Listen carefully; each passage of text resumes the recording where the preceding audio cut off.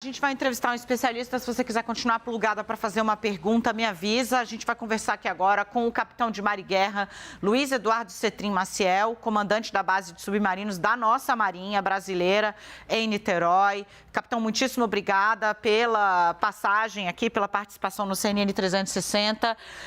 Capitão, eu acho essa história tão complicada, intrincada e bizarra de cima e embaixo, depois que eu fui pegar os detalhes de, bom, olha, é impossível que alguém que está dentro da embarcação tome qualquer atitude para, ao menos controlar, né, subida ou descida do equipamento. É tudo feito por uma espécie de remoto, né, é uma pessoa que está fora, que comanda, que dá todos os comandos. A minha pergunta para o senhor, eu vou partir daí, né? Qual é o tamanho do desafio para um resgate desse, né? A gente sabe que a partir de 600, 800 metros de profundidade nunca foi feito. E qual é o grau de esperança que a gente deve ter com essas 40 horas que estão correndo? Porque eu imagino que em alta profundidade o próprio consumo de oxigênio do corpo humano seja diferente. Bem, boa tarde. Primeiro dizer que é uma satisfação poder estar contribuindo aí com os telespectadores. Realmente, o grau de complexidade de uma operação que envolve a localização e o salvamento de um submersível ou de um submarino, ela é muito grande. É claro que cada momento que passa, a preocupação vai aumentando, principalmente no que já foi bem explorado pela reportagem, a parte de controle de oxigênio e o controle do gás carbônico, que também são dois elementos que vão variando em paralelo dentro da atmosfera do submarino. Entretanto, eu acho que a esperança ela tem que existir, porque existem pontos positivos, se é que a gente pode colocar dessa forma. Primeiro, é pelo fato de se tratar de um submersível em que o navio que estava realizando o controle dele tinha a última posição dele, a princípio, limita essa área inicial que as forças que estão envolvidas nessa operação podem iniciar essa busca. Então, é uma área delimitada em que vai aumentando essa área conforme o tempo vai passando. Porque nós temos efeito, por exemplo, de correntes submarinas, que se esse submersível não tiver pousado no fundo, ele está submetido a essa corrente. Então, ele pode mudar a sua posição. Isso vai cada vez mais aumentando a área e tornando a busca cada vez mais difícil. Então, isso é um aspecto que tem que levar em consideração. Isso a gente pensando em termos da primeira fase, que é a fase da busca. A partir do momento que se localizar o submersível, a gente entra naquelas duas últimas fases, que na verdade a Marinha do Brasil trata como uma única fase, que é a fase do salvamento. Aí sim, a gente teria que mandar uma unidade até lá para efetivamente verificar o estado de saúde dos tripulantes e iniciar o resgate da unidade. O ponto positivo nesse caso é que ela é uma unidade relativamente leve. Ela tem apenas 10 toneladas, ao contrário dos acidentes recentes que a gente teve na Marinha Argentina e na Marinha Russa. Ele é um pequeno submarino, então o processo de içar seria mais simples, mas o grau de dificuldade é elevado e nós não podemos nos enganar. É uma das operações mais complexas que existem. Agora, capitão, a Mariana Janjá, direto dos Estados Unidos, quer falar com o senhor. Enquanto eu estou plugando ela aqui, eu gostaria de entender, para o senhor, a operação padrão, digamos. E veja que o capitão ele foi muito explícito ao dizer que são, no mínimo, duas fases dessa operação. A primeira, que já não se cumpriu ainda, né, é a de localizar o submersível. A segunda, e o capitão trata ela aqui no Brasil, trata como duas em uma, digamos assim, que é o salvamento, primeiro, entender como estão as pessoas lá dentro e depois içar. Para o senhor, o içamento é a única opção possível. Ou seja, pegar esse submersível e puxá-lo lentamente, até porque se você puxa de uma vez só, a pressão para quem está lá dentro ninguém aguenta, mas puxá-lo até a superfície. Essa seria a única forma. Tirar essas pessoas, transferir elas de embarcação ainda que lá embaixo, isso seria impossível por conta da alta profundidade? São dois aspectos. Aí é até uma característica do próprio submersível. E até foi levantado muito bem pela reportagem, que ele não é, a gente não tem uma capacidade de abrir ele por fora para fazer esse salvamento, como seria num submarino militar, por exemplo, da Marinha do Brasil. Perfeito. Em que a gente poderia colocar um sino de resgate e efetuar o resgate. Nesse caso específico, são dois aspectos. Um é a profundidade que ele está, que realmente o único tipo de salvamento possível nesse caso seria a gente amarrar essa unidade, esse submersível, e trazer ele à superfície com segurança. Porque dentro dele a tripulação estará mais segura do que se eu efetivamente abrisse a escotilha para eles subirem, por exemplo.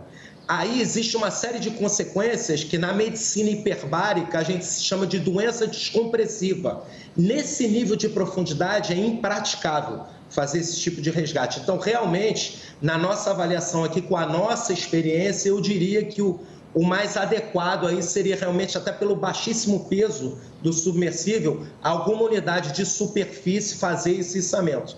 Tudo dentro desse período que a gente tem do oxigênio, que é realmente limitado e iria até quinta-feira pela manhã, pela previsão das autoridades envolvidas no resgate. Mariana, com você, querida. Oi, Dani, obrigada. Capitão, obrigada por conversar com a gente. Eu tenho uma dúvida sobre o que poderia ter causado esse desaparecimento. Com base na sua experiência, o senhor tem algum tipo de hipótese sobre o que poderia ter acontecido para esse submersível ter perdido a comunicação dessa forma? Como que essas comunicações normalmente acontecem com esses veículos? Bem, é um pouco prematuro até para a gente poder falar alguma coisa, porque o número de sistemas envolvidos numa plataforma dessa são inúmeros. Eles poderiam, por exemplo, ter tido uma avaria elétrica que impossibilitasse a comunicação e eles ainda estivessem bem mergulhados. Poderia ter sido simplesmente uma avaria no sistema de comunicações. Então, assim, eu acho que seria uma especulação muito grande da nossa parte, nesse momento inicial, a gente levantar alguma coisa. Mas eu diria que eu acho que é a preocupação maior de todos agora nesse momento. Ainda há esperança, porque o submarino ele era capaz de estar até 4.000 metros. Ou seja, a integridade do casco ela era garantida até 4.000 metros. Então, enquanto houver o oxigênio, eu acho que a esperança existe. Mas é muito prematuro realmente a gente levantar qualquer hipótese agora. Eu acredito que futuramente haverá, por parte até da empresa, algum tipo de investigação para entender o ocorrido. Então, assim, eu acho que o momento agora realmente é de concentrar no salvamento e a gente tentar explorar esse limite de tempo de oxigênio que a gente tem da melhor forma possível. Mas é torcer. Eu acho que agora, nesse momento, agora é o que resta a gente a fazer, né? Mariana, se você quiser continuar plugada comigo, sua escolha.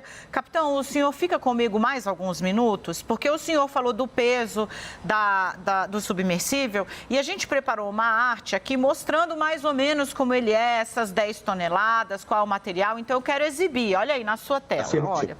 O submersível que o capitão está detalhando aqui com a gente e que desapareceu é essa figurinha aí, interessante, quase caricata, que você está vendo na nossa ilustração da Ocean Gate, tá? Ele estava, digamos assim, é algo inovador. Ele pesa 10 toneladas, o que para a gente pode parecer muito, mas como o capitão deixou claro, para fazer o que ele faz, isso aí é quase peso-pena, se você for pensar em termos de box. Ele é um aparelho leve. Por quê? Ele é feito de fibra de carbono e de titânio.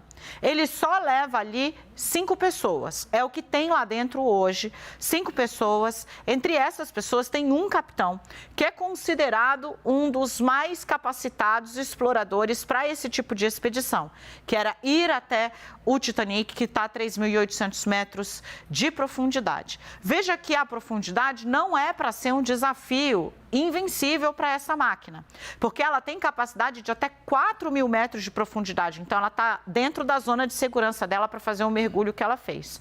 E ela tem uma capacidade, um estoque de oxigênio que dura até 96 horas. Um submarino pode ficar mais tempo do que isso dentro d'água. Ela não. Por isso, ela é aí um submersível. Capitão, partindo desse ponto, o fato da gente ter essa capacidade diminuta e de ter um especialista lá dentro pode ajudar no manejo dos ânimos, que eu não consigo nem não consigo ter a menor ideia do que se passa no ambiente desse, um ambiente desafiador até para o senhor que tem estudo, né, décadas de marinha nas costas para tentar ter a melhor reação possível.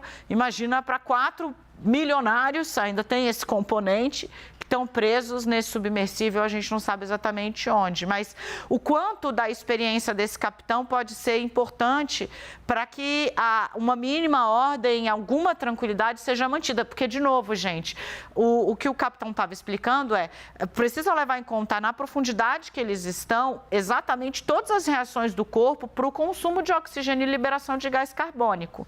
Então, o nervosismo nessa hora, quando você vai mergulhar, a primeira coisa que você aprende no curso em qualquer estado, mantenha a calma.